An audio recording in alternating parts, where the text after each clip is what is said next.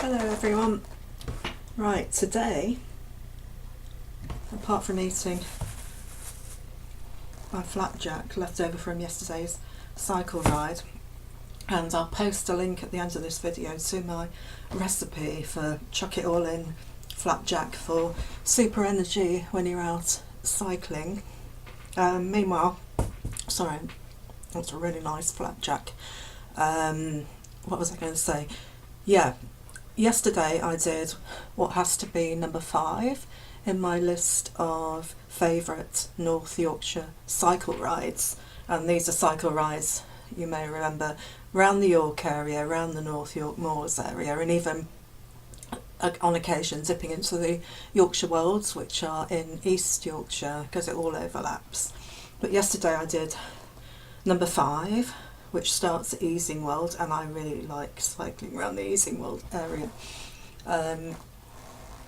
And it's a ride I've done about 3 or 4 times now. It's not a flat ride, it's quite hilly. It's at about 2,400 feet. I'll let you know exactly how high the height gain is in a moment when I take you through the ride on the Strava website.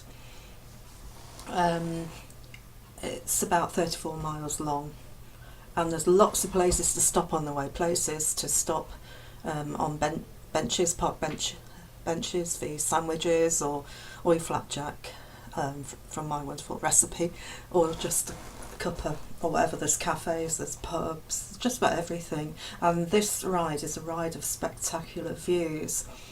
If you've not done this ride before and you're quite new to North Yorkshire, you'll be saying, wow, that's amazing, over and over again during this ride. So it's worthwhile. The climb's worthwhile for the fantastic views. I mean, they are enormous views, vistas, wide vistas, going forever and ever. And traffic-wise, it's quite quiet. Lots of cyclists, you'll see, especially at the halfway point, which is Hovingham village, which has a lovely little cafe where you can sit outside. Oh, it is idyllic, it really is. And it's got the Georgian stately home, and the cycle ride actually takes you through part of the park for the stately home, through the parkland. But anyway, this is a lovely, lovely ride, and I will now take you through it step by step using the map that I made yesterday. I mapped it out while I was doing the ride on my Strava app.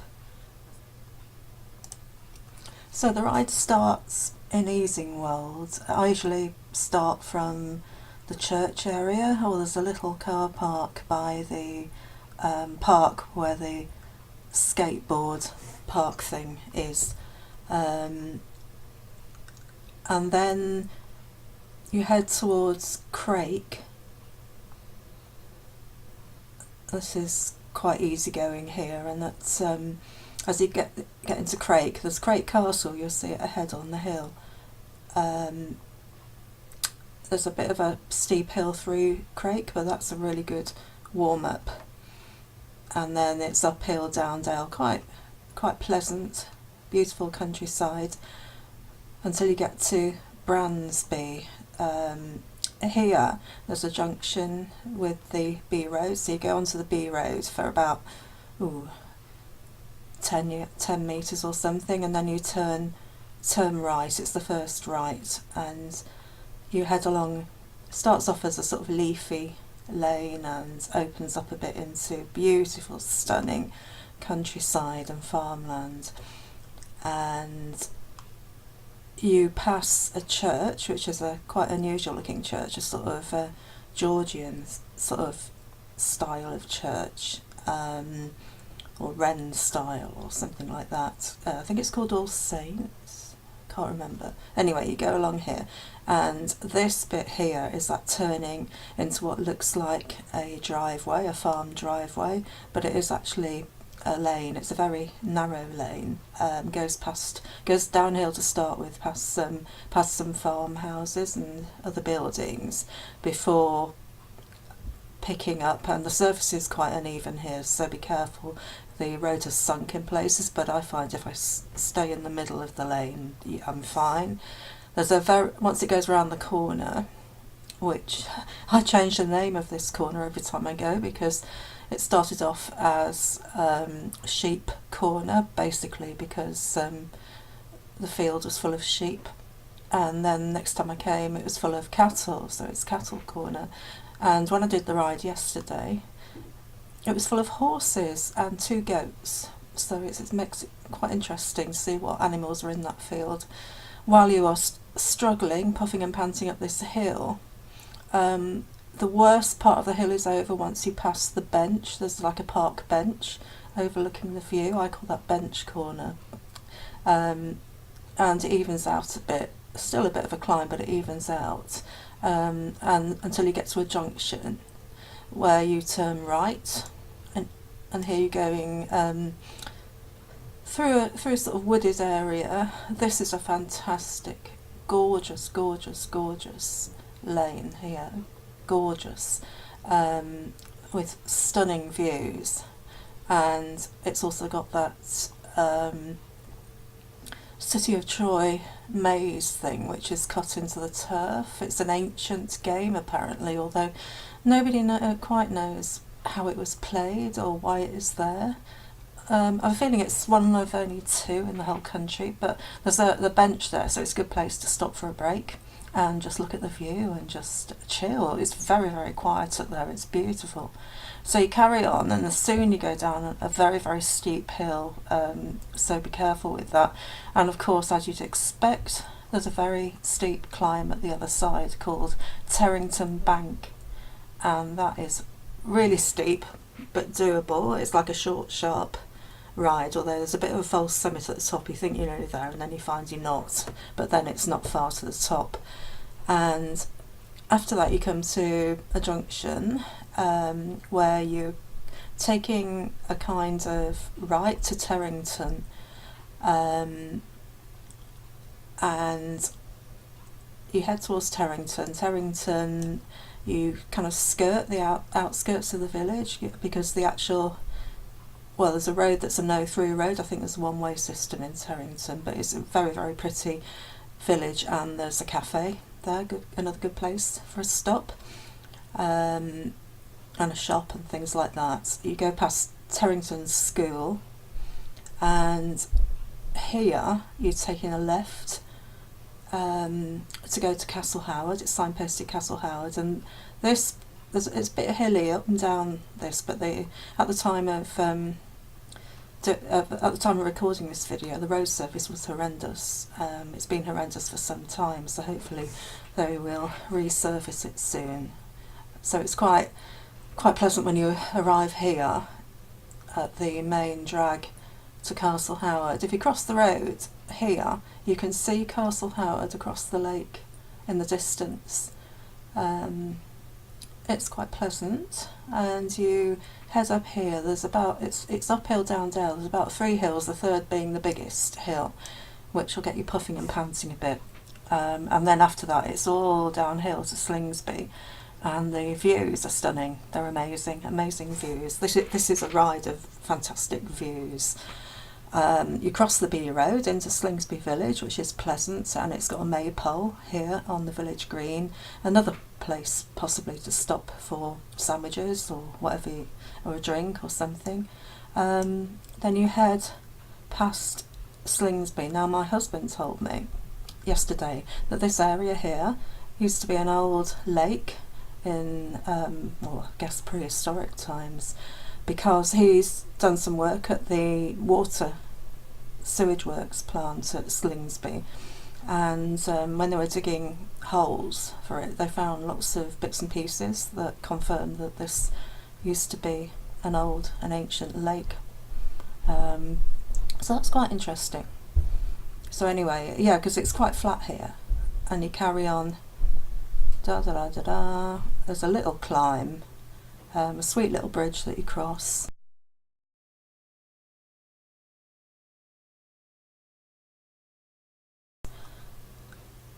Through Eastness. This is all very pretty and quite easygoing. And then again, quite easygoing to Nunnington, there's a crossroads here with a war memorial. You turn left, and that's a bit of a hill, but it's not a terrible hill, it's doable. And here there's a really steep hill down, again stunning views just for a change. And here you take a left onto the B road, which isn't usually that bad in terms of traffic, but as you'd expect, it's busier than the lanes, so just take care. And that takes you into Hovingham, which is a fantastic little village, and there's a lovely cafe which you'll see on your right, with tables outside, and it's right by a tiny little ford through a stream, which also has a bridge. You don't have to splash through the fords, but this ride doesn't go through the ford. If you go past the cafe with the cafe on your right, leaving the main road, there's a lane through typical village houses which you're following, as I said, with the cafe on your right, and it goes past the main gate to Hovingham Hall, which is very impressive, a big Georgian mansion. And sorry, that'd be about here, wouldn't it? And very soon it comes to a T-junction. There's some where there's still houses, and you turn right there, and this takes you through Hovingham Park, which is the parkland that belongs to Hovingham Hall. Very pleasant. It's like a typical Capability Brown style landscape. I'm not saying it is, but it's that kind of thing. And there's a sweet little Georgian bridge here with little pillars on it, pilaster things, over a stream, I guess, right in the middle of a field. So it's really sweet. And you go through woodlands, you go up the hill, down dale. It is a very gentle climb, really, as climbs go. There's a few steep sections, but nothing that nothing that I couldn't hold a conversation, because I once, as you'll see with my video of this ride, much of this part is omitted, basically because another rider joined me, and we were having a chat all the way just to this crossroads where he turned off and I carried on, so I picked up again on my video about here. If you've got a cycle bag with you on a bike rack or something, and it's the right time of year, on the wall here at this crossroads they always have vegetables for sale, homegrown vegetables. Oh, they had some lovely ones yesterday. They had leeks, potatoes, carrots, you name it, but A, I didn't have any change, and B, it would have made my rack pack too heavy, but it's well worth if you want to pick up some things. Likewise, if you're going into, backtrack to here we are, Bransby at the beginning, near the beginning. There's a farm that sells its own homemade jams and pickles at the side of the road. Again, if you really want to carry jams and pickles round, or you can just drive there after the ride. Anyway, back to that crossroads here, back to the vegetable crossroads. Again, it's uphill, down dale, very pleasant climb really, until you get to, you cross here. There's a bit of a climb as you cross the B road and head towards Yearsley. And then at Yearsley there's a crossroads, you go straight over, past the Yearsley sign is on your left, and you head along here, downhill a bit, uphill a bit, and then there's a mega descent here, and with again mega views right across the Vale of York, across to the hills that form the beginning of the Yorkshire Dales. Amazing. And then you carry on really going down, uphill, down dale, beautiful scenery. And here, as you head towards Easingwold, there's a sign saying Blind Summit, with some kind of electricity pole thing here. Just after the Blind Summit, you go down the hill a bit, and there's a right turn into a housing estate, which is signposted for the it's a national cycle network route. So you go down through the houses in this housing estate, past some very nice lime trees. I think they're lime trees, or they might be beech trees, but they're nice anyway, especially in autumn. And the path, it takes you through the park where there's the skateboard play area, and then when you get to the junction at the end, you turn right and you're going back to the church area. So that's my summary of the ride. It is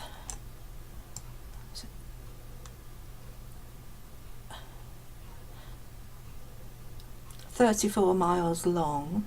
It took me yesterday about 3 hours 18 minutes, which is my quickest time actually for this, and the elevation gain is 2,424 feet, so it's not a flat ride, but it's absolutely fantastic if you're prepared to put up with a few hills. The views are stunning. Got to be done. Got to be number 5 in my favourite North Yorkshire cycle rides based around the North York Moors area.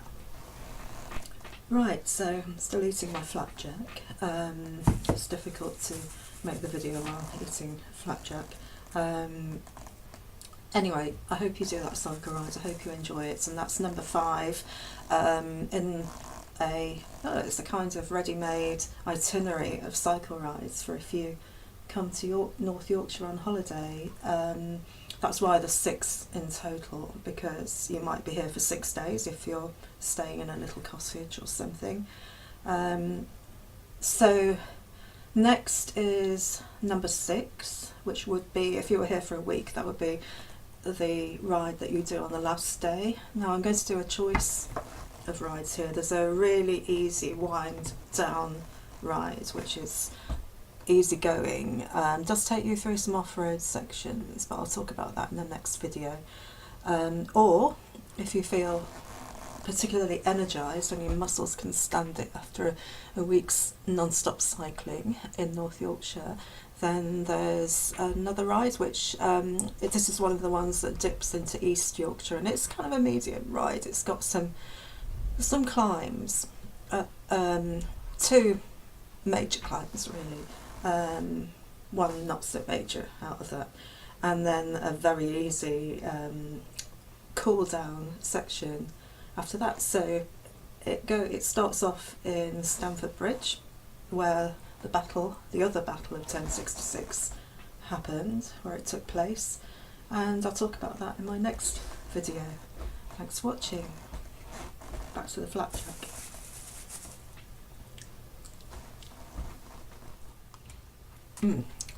This flapjack is gorgeous. In a moment, I'm going to go down this side. I'll pop a link to a video of my recipe.